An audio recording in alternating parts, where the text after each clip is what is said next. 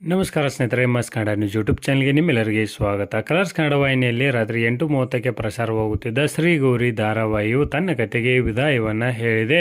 ಅಂತಿಮ ಸಂಚಿಕೆಯನ್ನು ಸಹಿತ ಪ್ರಸಾರ ಮಾಡಿದೆ.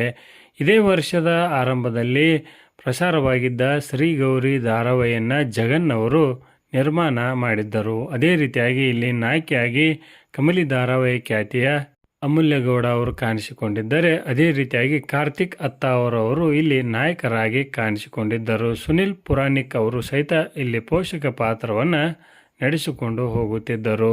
ಆರಂಭದಲ್ಲಿ ಒಳ್ಳೆಯ ಓಪನಿಂಗ್ ಅನ್ನು ಪಡೆದುಕೊಂಡಿದ್ದ ಶ್ರೀ ಗೌರಿ ಧಾರಾವಾಹಿಯು 250 ಎಪಿಸೋಡ್ಗಳನ್ನು ಪ್ರಸಾರ ಮಾಡಿ ತನ್ನ ಕತೆಗೆ ವಿದಾಯವನ್ನು ಹೇಳಿತು. ಇದಕ್ಕೆ ಕಾರಣ ಹೊಸ ಧಾರಾವಾಹಿಗಳಿಗೆ ಅವಕಾಶವನ್ನು ಮಾಡಿಕೊಡಬೇಕು ಅನ್ನುವಂಥ ಕಾರಣಕ್ಕಾಗಿ. ಇನ್ನೂ ಕತೆ ಇದ್ದರೂ ಸಹಿತ ಶ್ರೀ ಗೌರಿ ಧಾರಾವಾಹಿಯು ಮುಕ್ತಾಯವನ್ನು ಕಂಡಿದೆ.